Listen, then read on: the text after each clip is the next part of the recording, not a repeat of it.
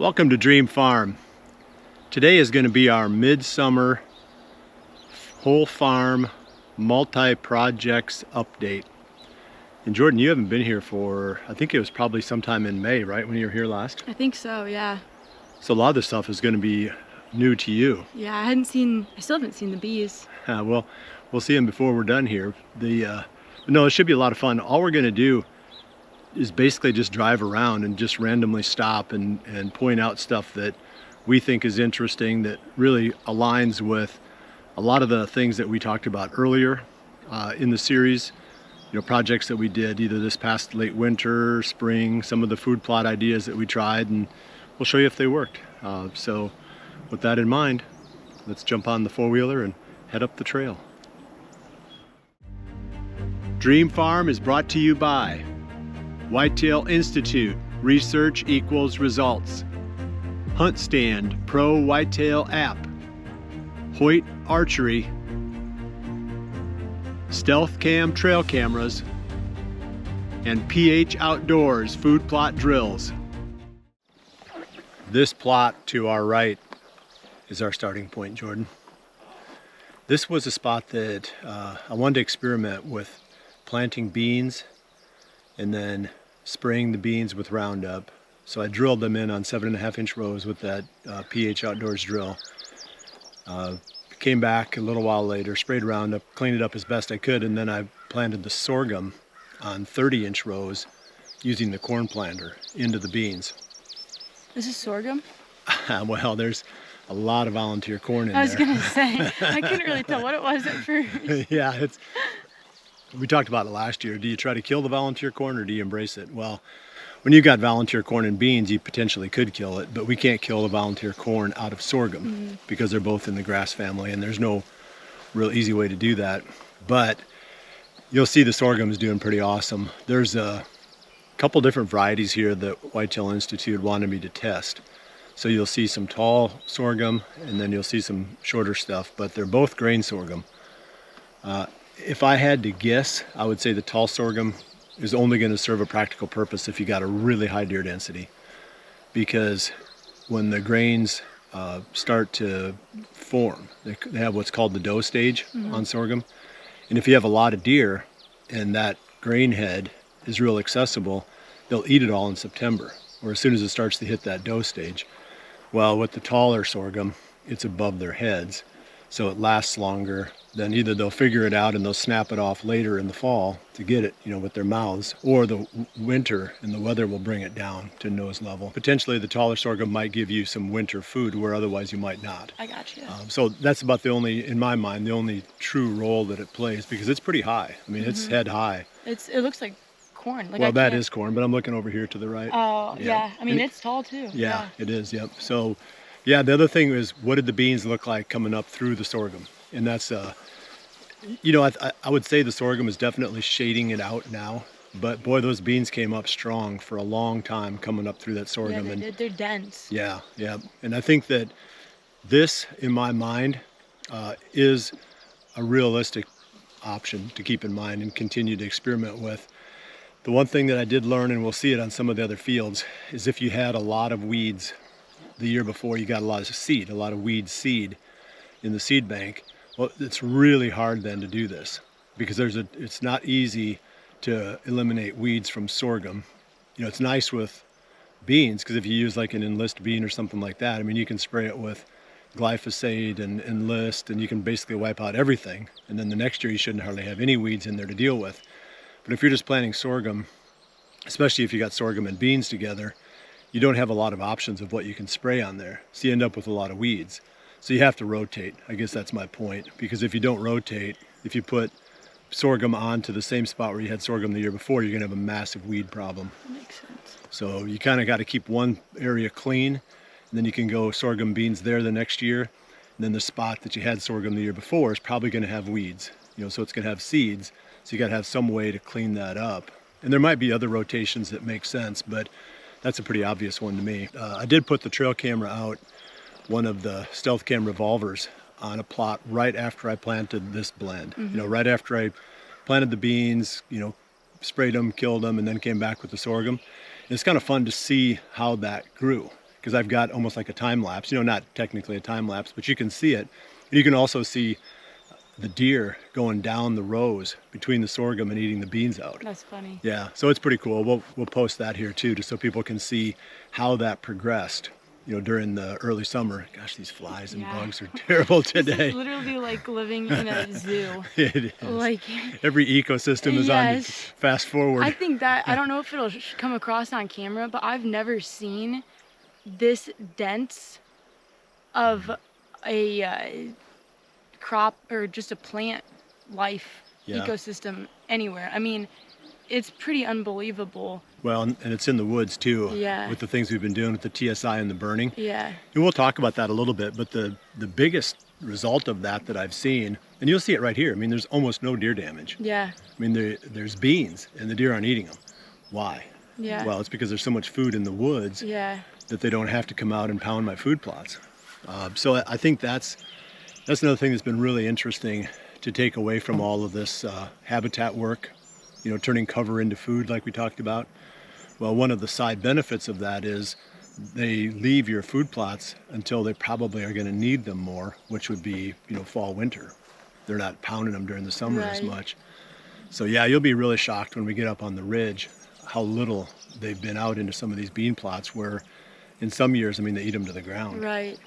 We're standing in a clover plot right now. This is the Whitetail Institute Imperial Whitetail Clover. And I've mowed this once, and you can see how strong it's coming back and how crazy thick it is. And again, that's a product of the year that we're having weather-wise, but also it's a testament to the quality of the product too. I mean, we've had really good success planting the whitetail clover. I just wanted to show you this. Usually I only mow once a year to keep my clover clean.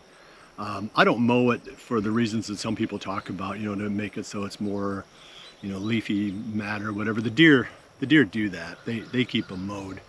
But I do it to clean out the broadleaf weeds.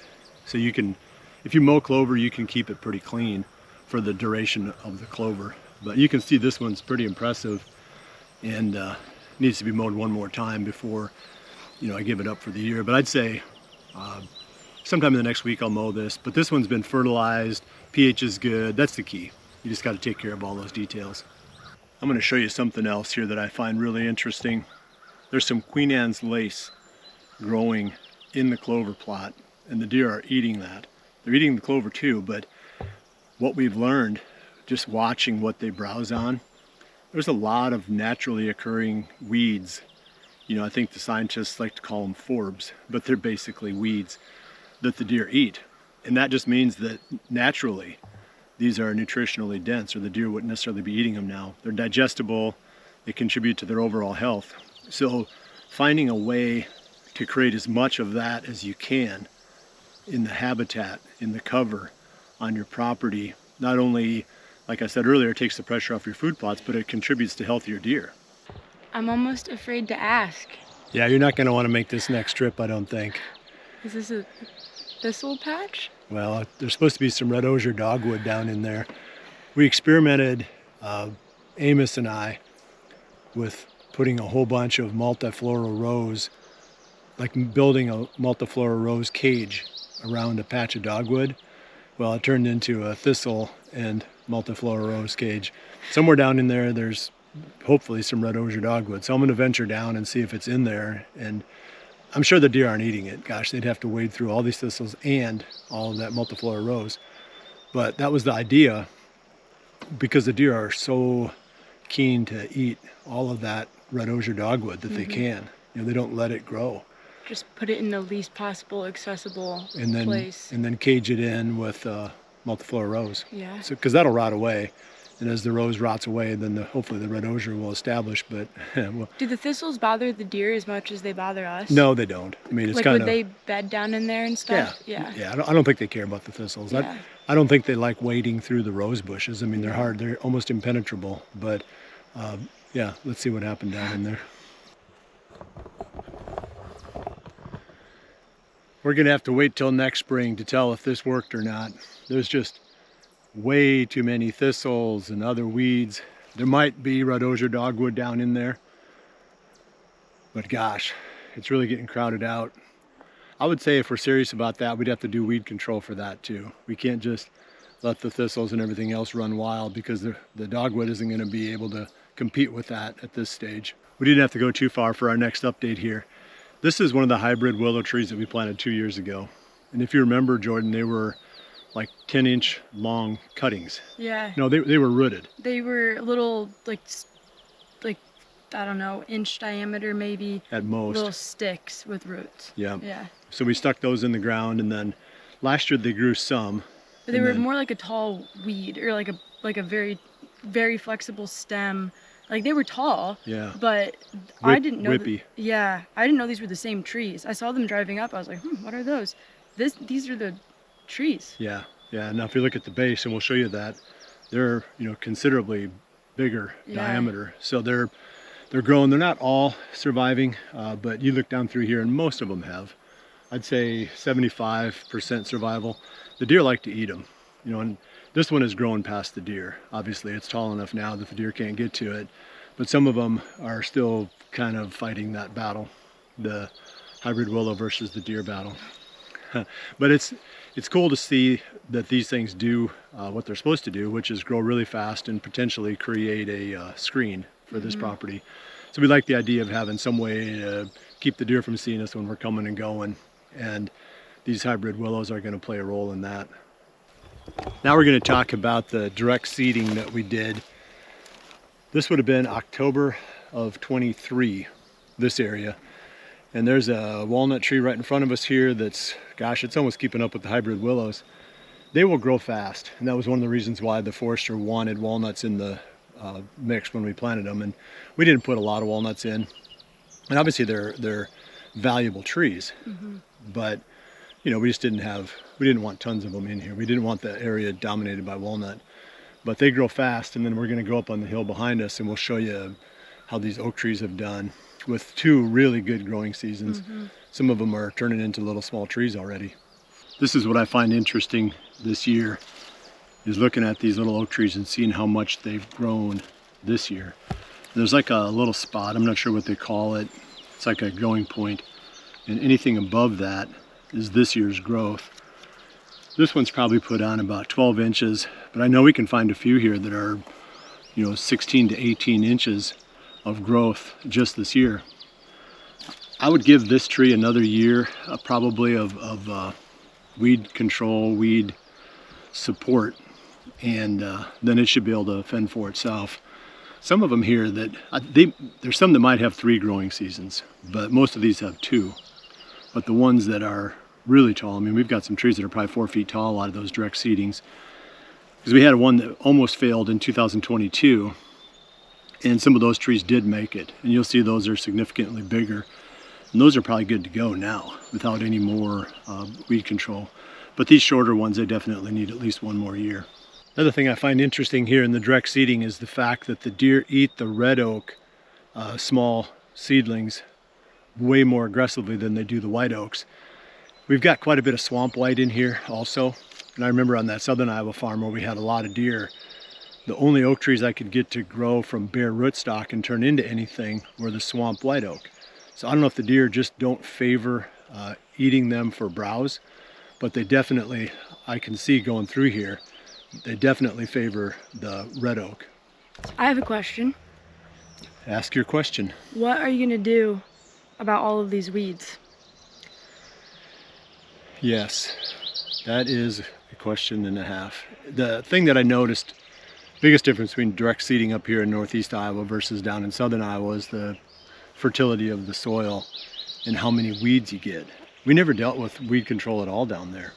We just planted the acorns and let the oak trees come up. They grew slow, but you can see, I mean, these oak trees are growing fast. Yeah. We're standing in a spot here. I think some of these are 2022 seeds or acorns that are coming up, and some 23. But anyway, the point is they're tall. I mean, they're almost 4 feet tall. I'd like to say we don't have to deal with it again, but I think we do 1 more year. And I'm spraying right before leaf out. And timing is important, and I haven't been getting the timing perfect, but you should spray right before the buds break into leaves. And then you spray it with chemicals that are designed as residuals to kill, or not kill, but suppress the germination of anything but trees. And I've been using Pendulum and Oust XP. Those are the ones that the forester recommended. And There's probably some amount of balance though too, like you probably touched on. Some amount of weeds helps them grow and keeps them from getting dug up and stuff, probably, well, right? eaten by the deer. Eaten by the deer. Yeah. But too many of them prevents them from growing. Yeah, that's right. It's almost like an art, and I don't know how to play it. There's some spots here where, some of this is mare's tail. A lot of it is, which is glyphosate tolerant weed, which is the last thing I want to flourish on this farm. So how do I get this out of here without killing the trees? Well, I've been spraying Sonora is a herbicide that's labeled for that, and it's not supposed to kill oak trees, but I've been looking at some of these trees in the areas where I've sprayed that Sonora, and man, they're beat up pretty bad. Leaves are all curled up, some of them are brown. Didn't kill the tree, but set it back probably? Yeah, hopefully it didn't kill them, but we may not see what those things do until next year, because they got hit so hard.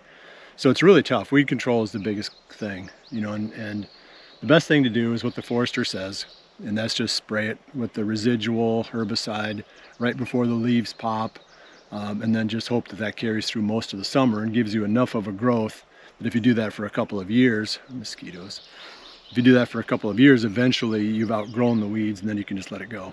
So we're 1 year away from this going. I mean, there's some really tall trees here. Yeah. Stop number 4? I don't know. 3 or 4? 3 or 4. We are just about 25 yards from the scrape tree. And on a recent episode of the Dream Farm, we talked about planting, planting a small little green plot inside the corn and the sorghum and the beans that are planted in this field that the scrape tree overlooks.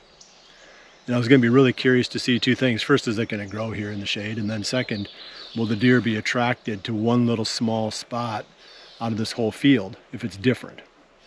Well, the answer to the first question is it'll definitely grow here.